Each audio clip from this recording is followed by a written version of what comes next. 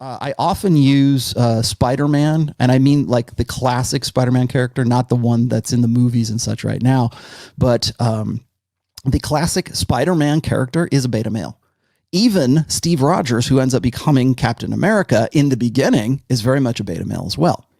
Steve Rogers, the kid Steve Rogers, who wanted to, and this is like joint, this is according to the movies and according to the comic books, was this kind of wimpy kid who would get his butt kicked and had to have his best friend Bucky, cover for him because he was actually naturally more alpha than he was.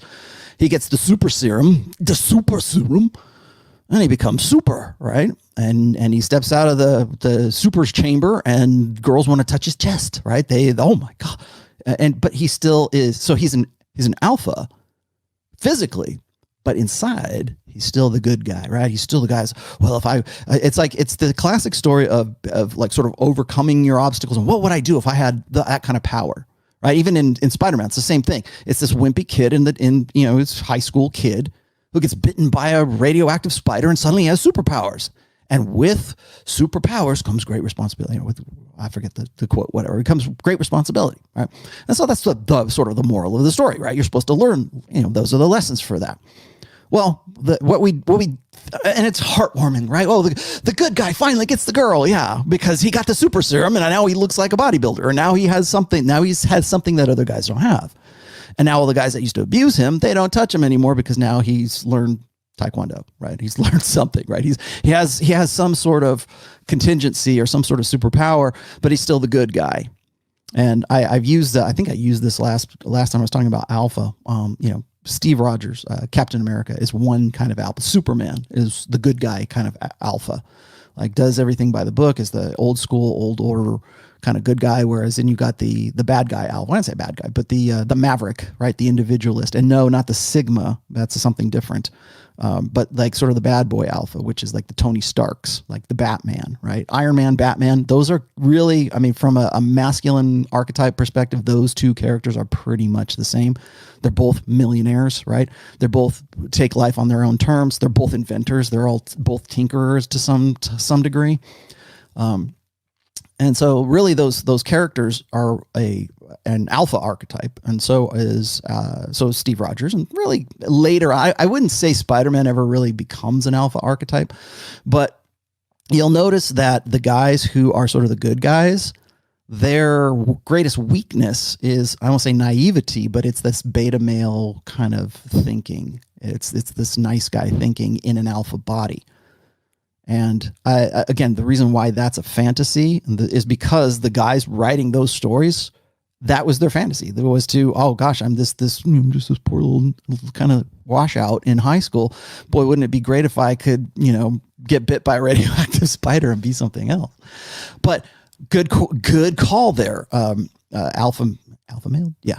Good call, because really what you're observing there is this idea that, if you're a good looking dude, if you're this stereotypical alpha kind of guy, you could still be a simp, right? You can still be a white knight. You could still be a chump. You could still be vulnerable to manipulations, not just by women, but by other men, and also by other forces outside of yourself, like government, like economic forces, things like that.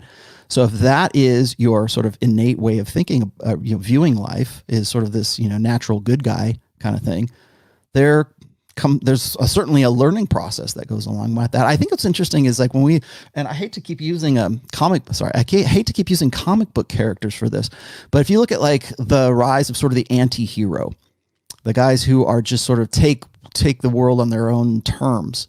People were saying, like, remember in Batman when Heath Ledger was playing the Joker? I forget the name of it. It was Batman Begins. No, it was the other one was right after that. Anyway, the one with Heath Ledger in it. People kept saying the Joker was the hero. Even in the most recent Joker movie, he's the hero. He's the hero because he's doing what most guys of this generation, the young guys of this generation, can it resonates with them, right? Because that's their story. So when you're looking at like, say, like Captain America or Spider-Man in the 60s, and you're kind of this kind of wimpy kid who just gets wedgies from the jocks like every other guy has ever had since day one, right? You always get the stronger kids always bully the weaker kids, right? And so, boy, wouldn't it be great if I could just, I can't actually do this, but I'm just going to write this really wonderful story where I'm actually the hero because I have these superpowers and nobody will mess with me anymore. That's exactly the same thing when we're looking at Joker or when we're looking at the anti-heroes. So like even Wolverine's an anti-hero. He's not a good guy. He'll kill people. Like in the old books, man, he would kill people. And that, or the Punisher. Remember? Punisher was great. God, I love the Punisher. Even the Punisher movie or the one that was on Netflix was pretty good. And I know I'm not endorsing Netflix now. But it was really good movie. Also a good character and wildly popular. What's funny is the Punisher was a villain. I think he was a villain in either Daredevil or he was a villain in one, but I don't remember where he started. And somebody, some autistic geek will know exactly where he came from, but he was a villain at first and then became sort of this anti-hero vigilante kind of guy because he became so popular. And I think there was a point, maybe it was in the 80s, where the anti-hero, like the more complex villain who became the hero was really, I think, more interesting than just sort of this, nice guy cut from the same cloth, like Superman, nice guy, superhero who was an alpha. Like you knew who was good and you knew who was a bad guy. Now it's different, and now we have to have complex reasons, and now it's he had a bad childhood, or terrorists killed his children. There's always something that made him the bad guy, and we progressively can sort of identify with those things.